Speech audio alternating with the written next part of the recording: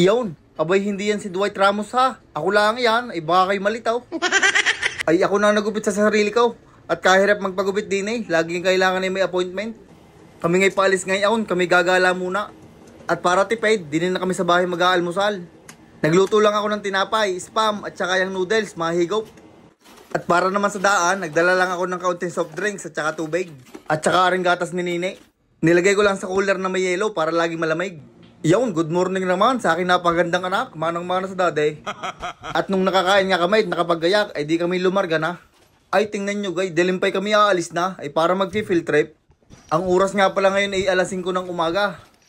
May kalayuan nga ang aming pupuntahan sa Nova Scotia. Yan, 4 na oras at 22 minuto ang aming lalakbayin.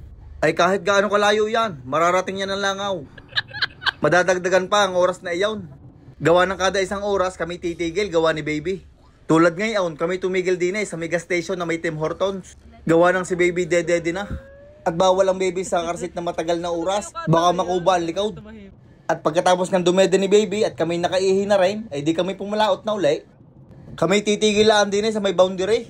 Ari boundary ng Nova Scotia at saka New Brunswick. 2 probinsya din sa Canada. Kami magpipicture-picture muna para may remembrance. Si Kuning ay hindi na namin binaba at mahamog. At pagkalipas nga ng may 5 hanggang 6 na oras, kami nakarating na din sa aming unang pupuntahan. Ang Peggy's Cove Lighthouse. Ari sadyang dinadayo ng mga turistang napunta din. Congratulations baby Elo sa iyong unang long drive. Kahit may kaunting ligalig ay nakarating din naman ay.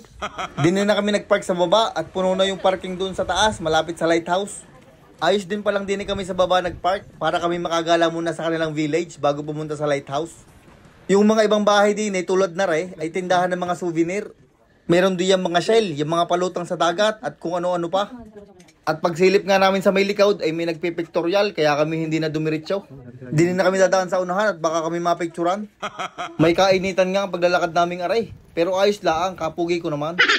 Napakaganda nga ng kanilang village. Ay lalo na yan, ay misis ko yan ay.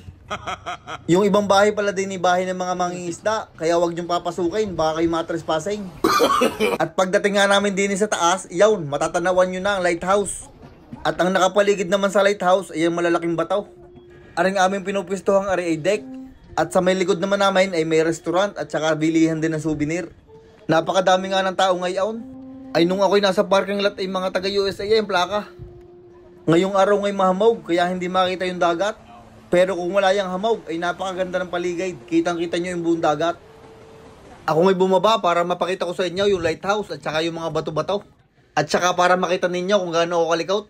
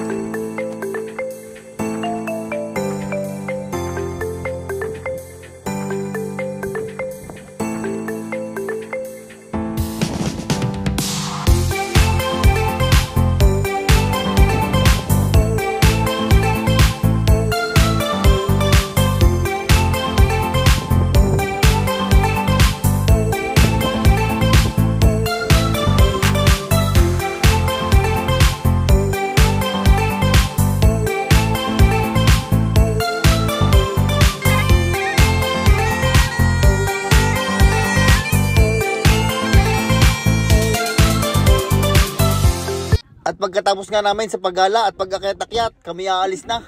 Ay talagang basang-basa ng kilikilay. Din na nga kami dumiretso sa aming tutuluyang hotel para makapagpahinga muna at makatulog ng ayos baby.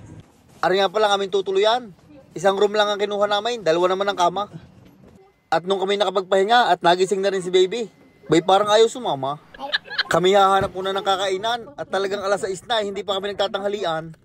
Dini nga pala kami dadaan sa may tulay. May bayad are, $1.25. Ihahagis mo lang doon sa may net.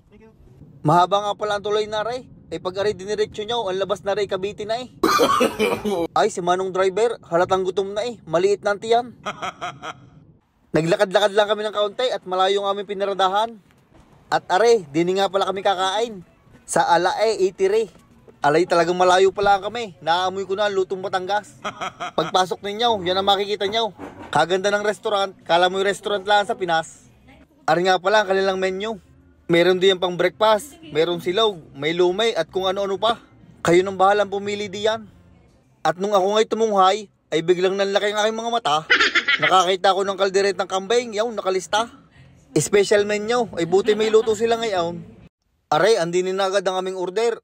Umorder nga pala kami ng goto, 2, isang sisig, isang kalderetang kambing, ang kay Mrs. naman ay tapsilaw. Digay parang umorder sa karihan. Ay siya, paano, kami kakain muna at talagang pasal na.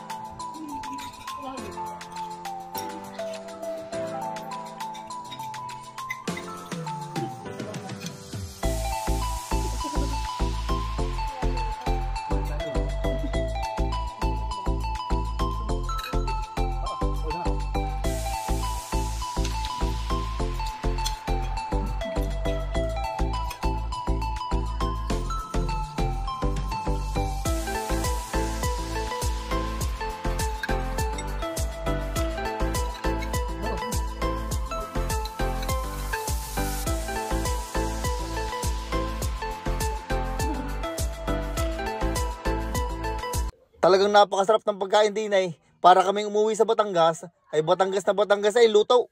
Puntahan nyo are pag kayo nagawi din ay. I-search nyo lang Alae Eatery. At nung kami nakakain, ay bumili lang kami ng milk tea. Tapos kami bumalik na din sa hotel at kami matutulog na. Napagod din ang aming batuta. Ay iyon, hanggang din na lang. Kulit-kulitin nyo na lang ako para sa day 2 nang ako'y makapag-edit. Shoutout nga pala kay Dino Factor from Gapan, Nueva Ecija. Kay Eversea Cansancio ng Iloilo City. Kay Jan Silones at kay Jmar Icaro ng San Juan, Batangas. Maraming salamat sa suporta mga idol.